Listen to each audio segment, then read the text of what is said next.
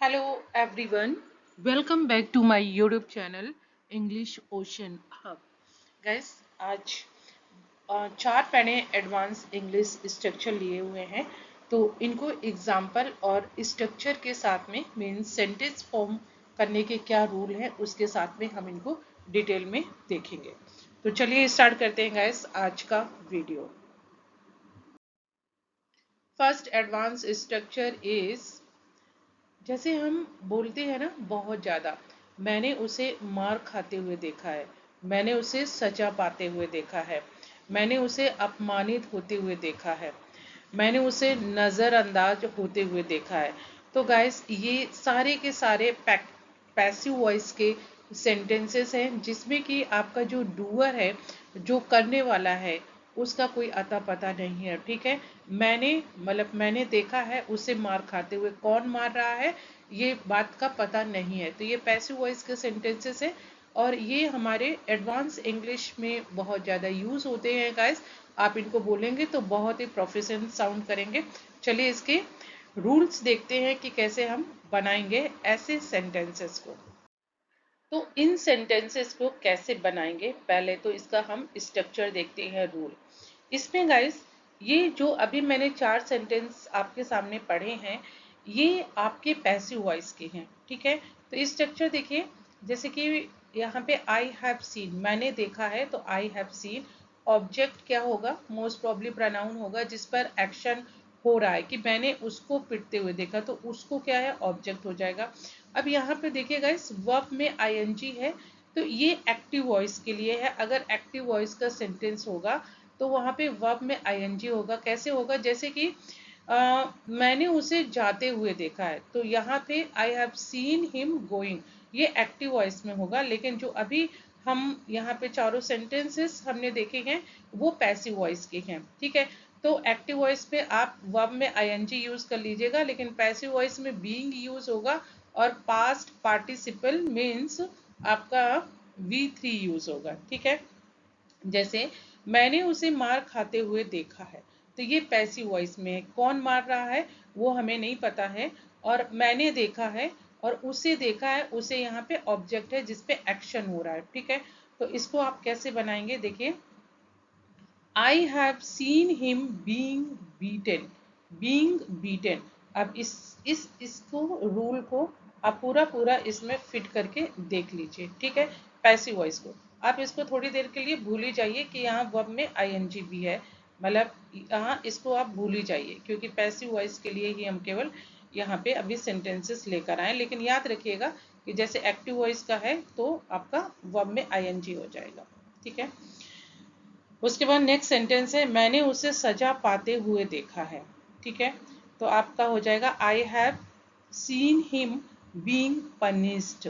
अब पनिश एक वर्ब है, पनिश्ड आपका थर्ड फॉर्म है। नेक्स्ट है, मैंने उसे अपमानित होते हुए देखा है, तो इसका हो जाएगा I have seen him being insulted, being insulted.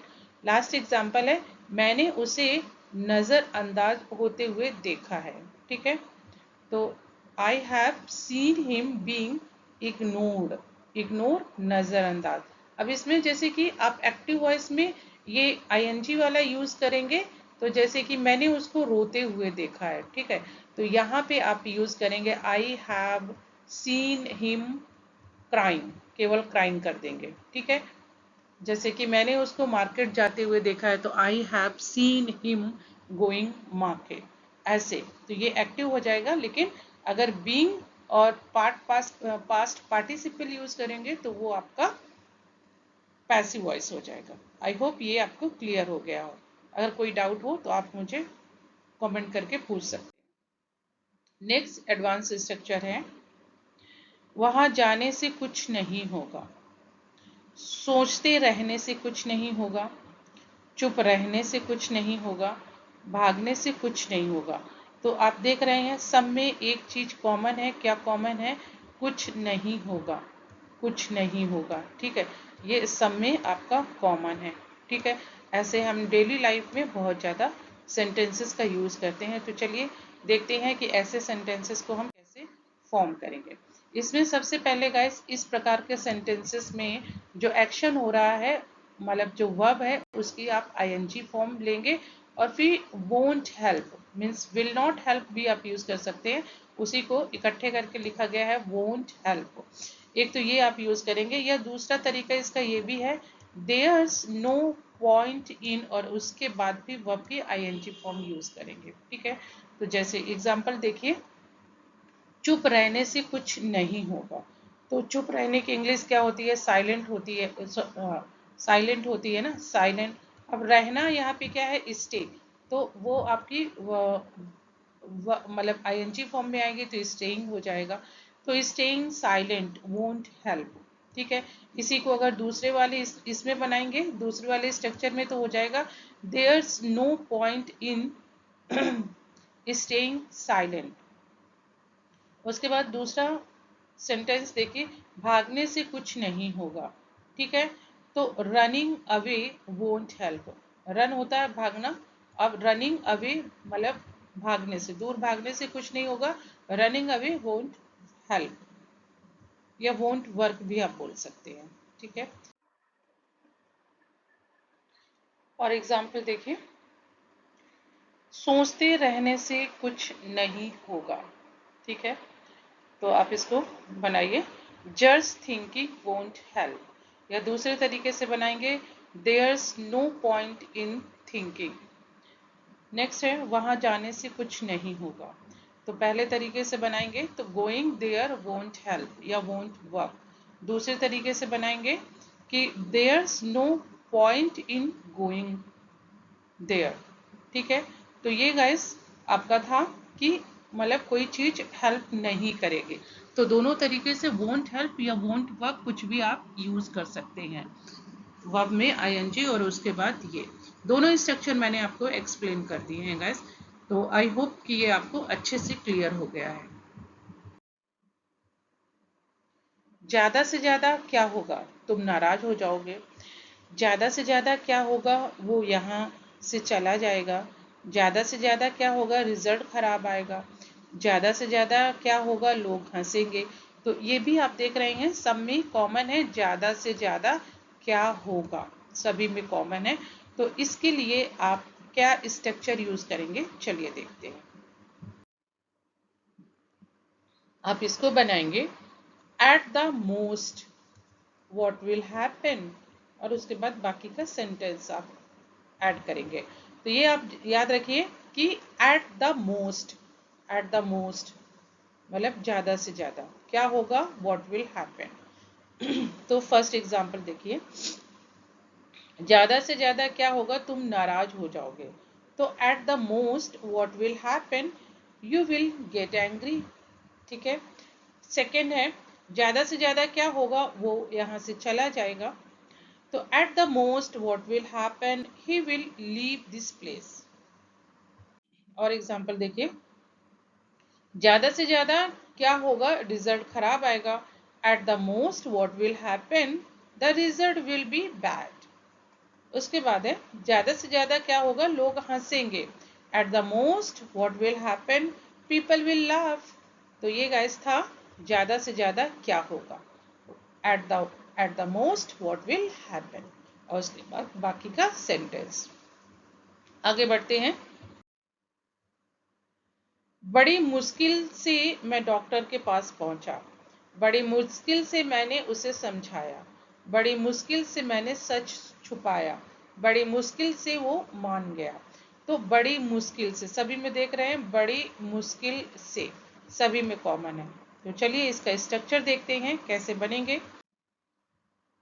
इसका बनता है विथ ग्रेट डिफिकल्टी।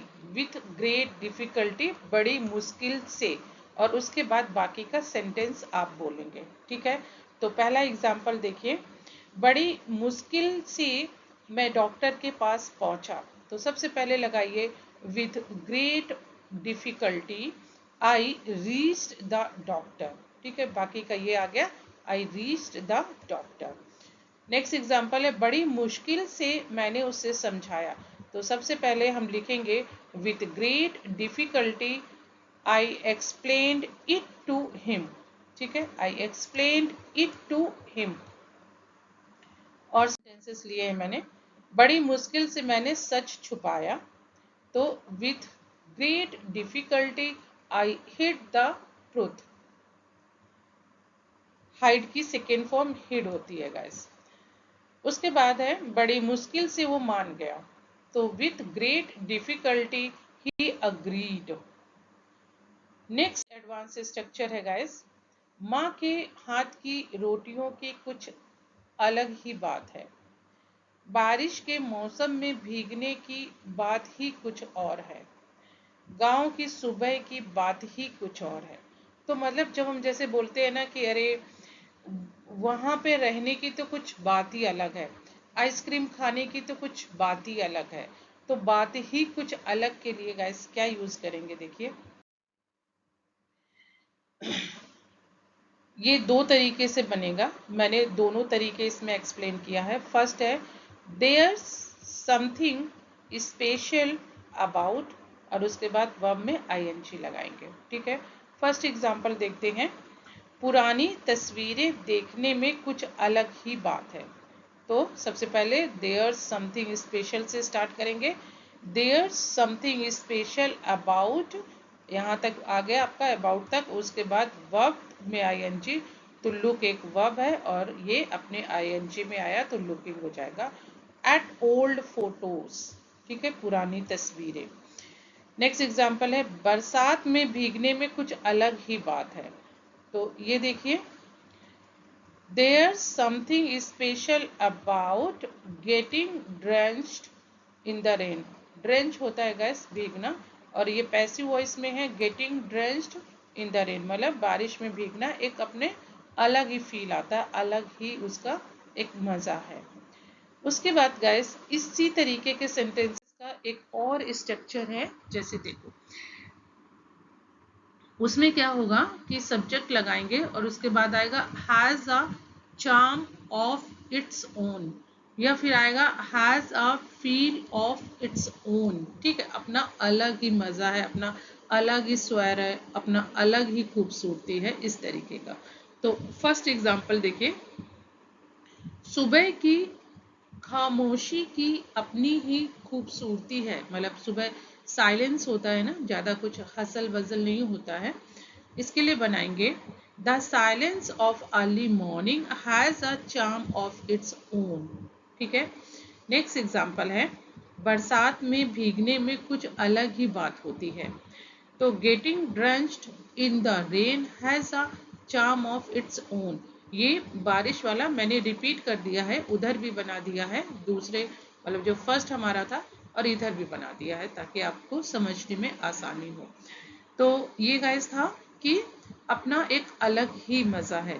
तो आज मैंने ये शायद 4 है या 5 है, हाँ शायद 4 है, 4 स्ट्रक्चर मैंने लिए हैं और मैंने अच्छे से आपको एक्सप्लेन कर दिया है।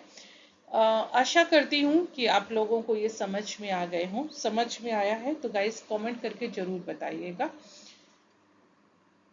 मिलती हूँ अपने नेक्स्ट वीडियो में। Till then keep practising, keep learning, have a wonderful day.